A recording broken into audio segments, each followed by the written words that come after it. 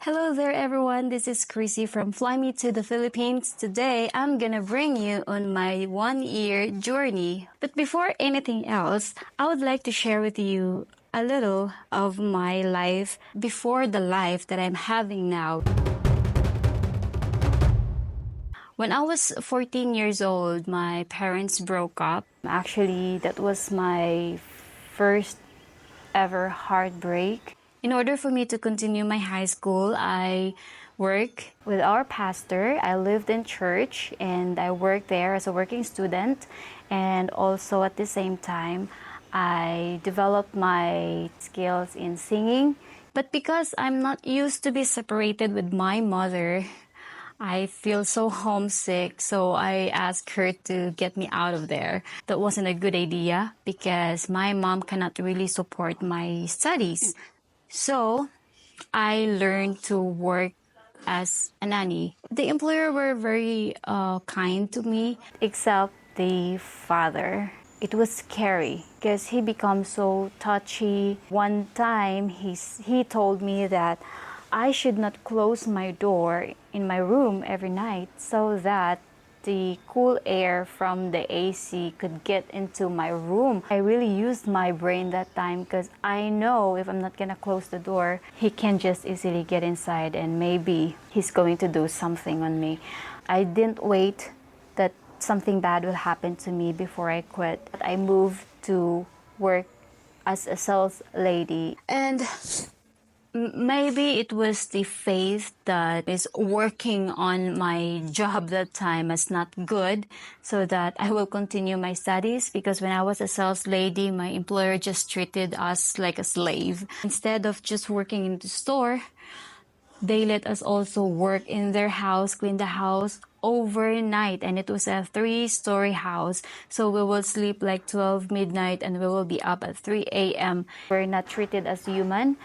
So I decided to quit. I decided to resign. And the thing was, they did not pay the whole month that I was working. And they said, if I'm going to report them, they will also report my parents, because it was a child labor, because I was just 14 and I am already working. I just decided not to make it as a big deal for the sake of my parents, for the sake of my mom.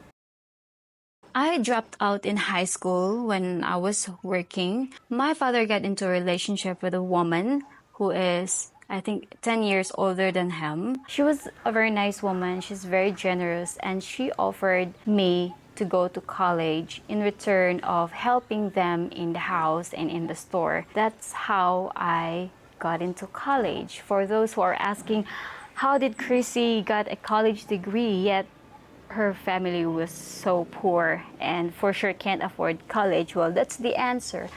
I worked for them for 4 years, almost 5 years. At the same time, I went to college. And that is when I met my college lover. He was like my very first serious boyfriend that I had in my life, since I was so busy working and studying. So I didn't think of getting into a relationship. But when I went to college, I started to open myself into dating. And that is where I met him. So fast forward, I graduated in college year 2016, and I passed the licensure examination for teachers at the same year, and I become a licensed teacher. So I thought that that is already the beginning of a beautiful life with me and also with my partner that time. 2017, we got engaged, and after that engagement, he applied for the army. And we had a long distance relationship. Things has changed. Like he became a very different person. And although I already saw some red flags in our relationship, I pursue it because that was my very first serious relationship. Regardless of the red flags that I've seen in him, we decided to get married in 2018. 2018. And in 2019, I gave birth to my one and only child, CJ. So I did not really achieve the ideal family that I was wishing for to have. A happy wife, a happy kid, and a happy husband, because there's a lot of problems that came into our relationship, and that includes cheating. At first, I just tolerate the cheating things, but eventually just ruin our marriage. That was August 2020. He called it quit, and it was like the most tragic moment in my life, because even though there's a lot of problems, I caught him so many times cheating, but I still hold on to our relationship because I really respect our marriage. And for me, marriage is a sacred thing that binds the couple. But if the other one doesn't really want to continue, you have nothing to do but to accept it and let it go. Since I was living with my parents-in-law were so nice to me, and they don't want me to go. But my ex-husband sent me some threats that if I am not moving out in the house, he will humiliate me in our neighbors. He will get all my stuff and throw it outside in the house. And he called me like things. He called me stuffs that is not pleasant. And for sure it caused me depression, traumatic experience. So by that time, I am out of focus. I just don't know what to do in my life anymore. Like, I become a person that went to blank. I didn't know what to do first. The first thing, what I knew is I have a son, and I need to protect my son, and I need to protect myself. So I went back to my parents and lived with them. I went back to my mother. And since that was pandemic time, I can't go to work. And it was just so devastating moment because I have a son. I can't go to work, and my husband broke up with me. He kicked me out of their house. I started a little business using my little savings from my previous job, and I sell online. Since it was pandemic, I was live selling. I was posting stuff online so that I can support myself and I can support my son. It made me so busy. It occupied my heart. It occupied my mind. So I cannot think of the bad things that was happening to me during that time. And in the year 2021, he filed for an annulment. I thought before that annulment is impossible here in the Philippines, but it's real. It's now. It's here. Annulment is real in the Philippines. And I continued my life as a single mom in the year 2022.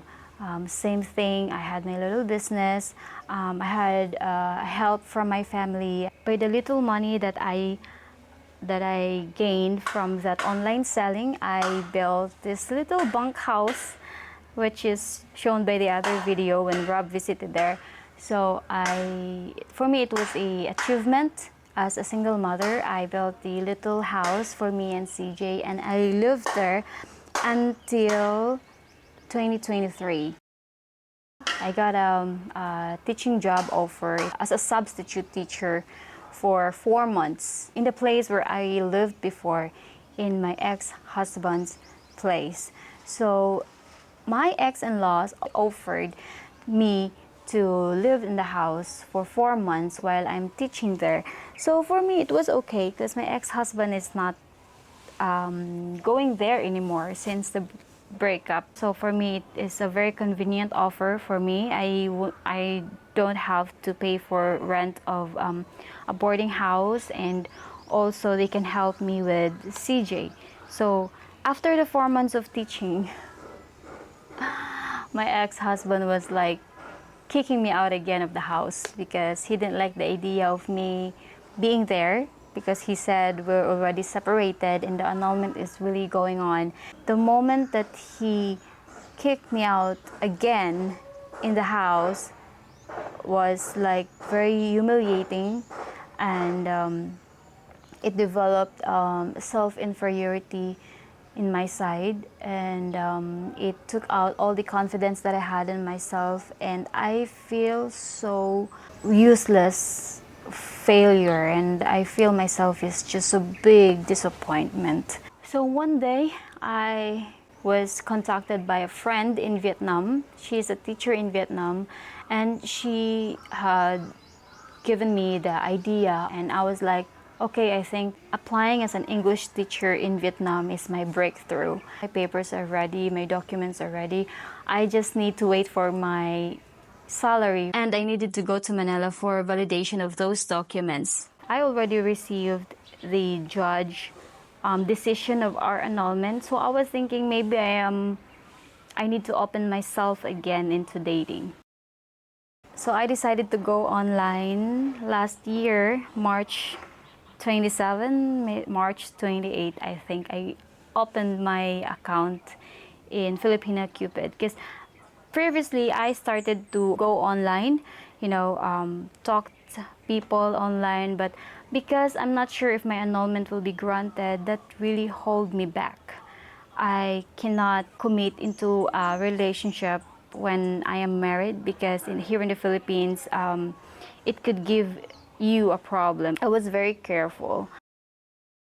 April 2 here in the Philippines, and I think April 1 in South America, I met Rob online. So I met Rob when he was on a travel in South America. First moment that I met him online, I didn't trust right away because of the experiences that I had before chatting men in online, that you will think they're very serious to you, you will think that they are into you, but then suddenly they will just disappear, and also that's very disappointing. Some other men will only talk about, intimate topic with you, and I really don't like that. And it was Rob who's very professional into dating online. His first move was really good. He made a really long letter for me, which includes the things that I wrote on my profile. He talked a lot about life. He talked about things, the positivity in life.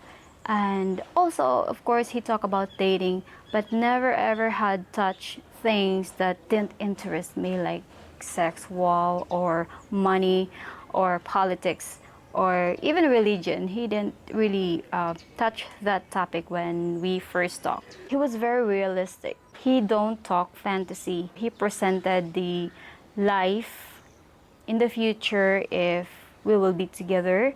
And also, he is very honest about his intentions and what is the things that he likes and he don't like. So at that time, I was like, I think I found the one, and that was Rob. So April, we met online, and then right away, he decided to come and visit here in the Philippines in the month of May after his travel. Actually, he didn't plan to come here in the Philippines. His end point of the travel is like in Brussels, I think, in Belgium. But he canceled that one, and instead he booked a flight to the Philippines. And also he booked me a flight to Manila. And in May 8, 2023, we met in Manila. He met me on the airport before we went to Makati, and we spent 3 days in Makati, and the 3 days was just so awesome. I got to know him more, and I got to know him as a real person, not an AI person, not a person that I met in online, that you just talk on screen.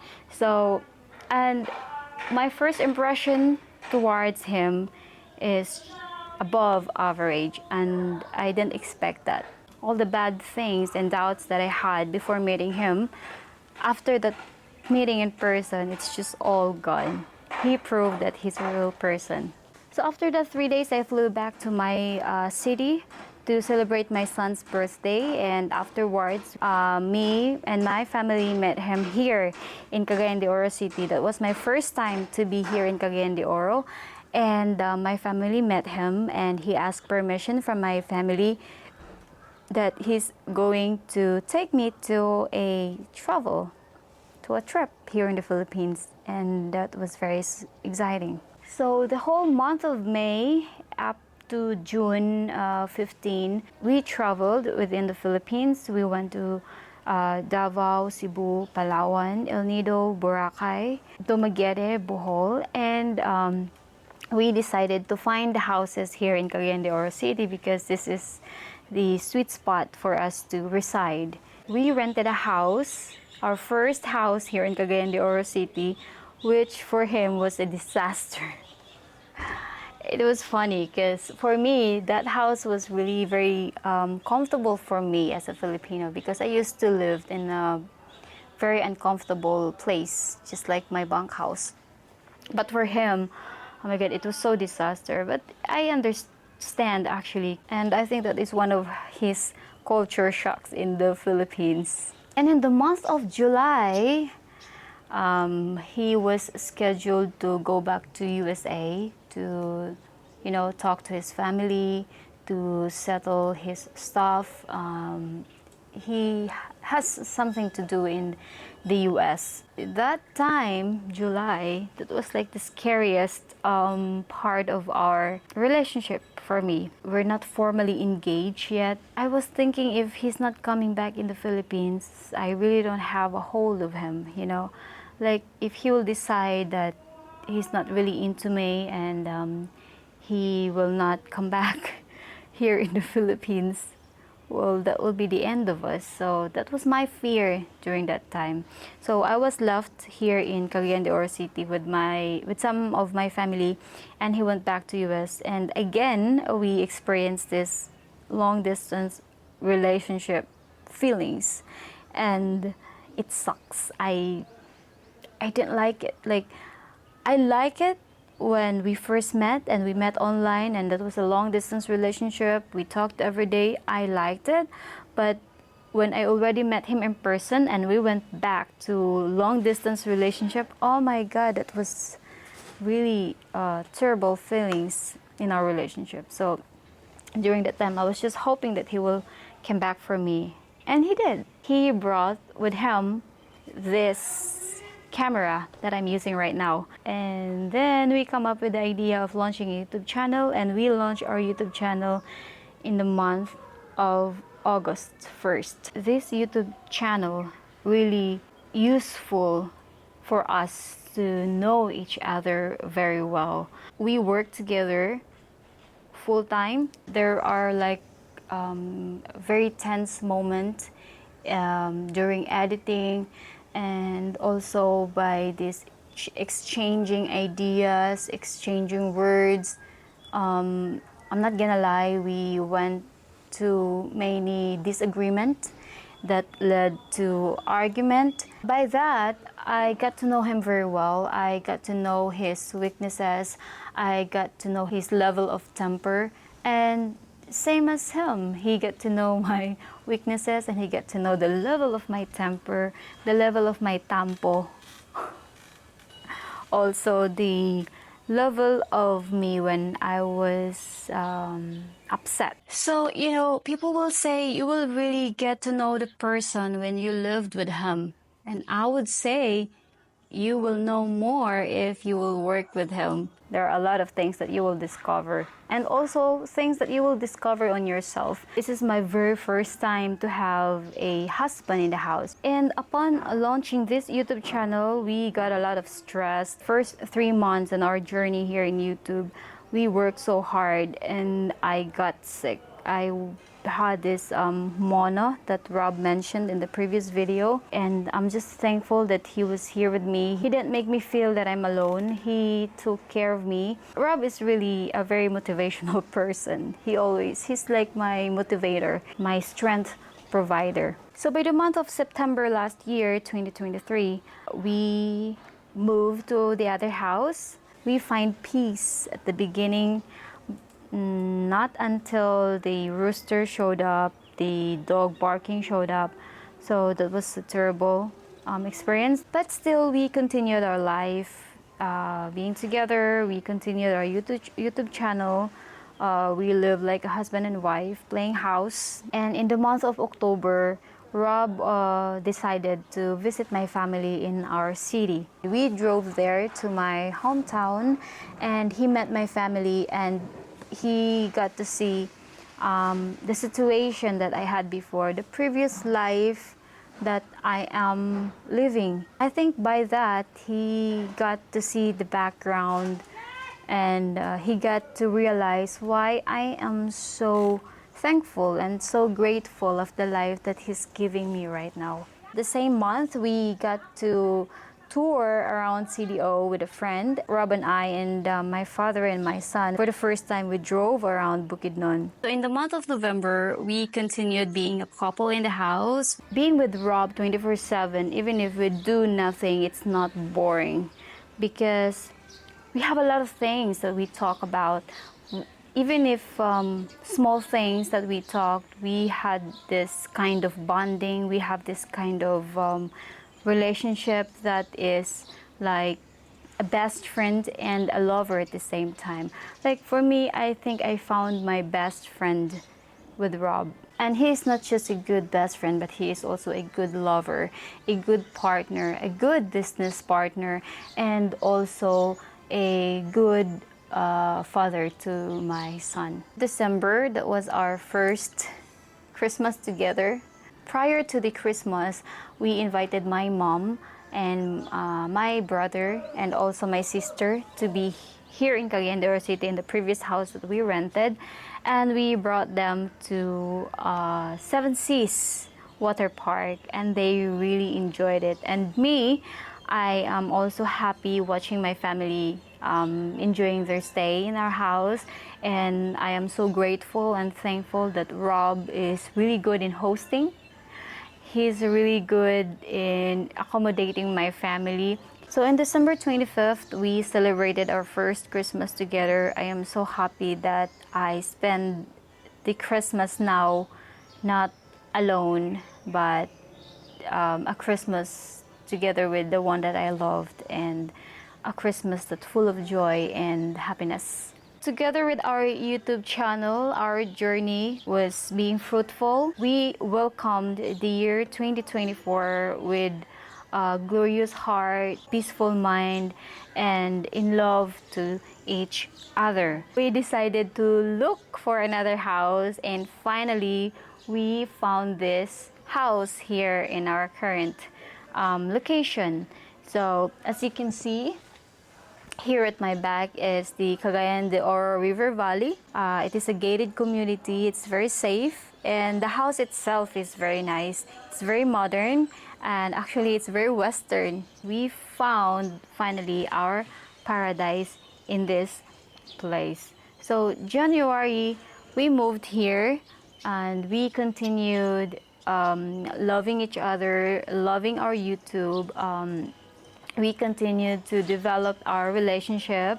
We continued to know each other more and more and more. Getting to know the person, 1 year is not enough. But at least in that 1 year, you already develop things that a couple should have with each other, including understanding, including patience, and the love. In the month of February this year, we went to places. It was fun to experience this magnificent place that you can find here in Cagayan de Oro City and the neighbor municipalities and provinces. So March 2024, this year, I tried to get my Senomar, and I was so happy because it was already annotated with my annulment. So we decided to plan for the marriage, and he got me a ring.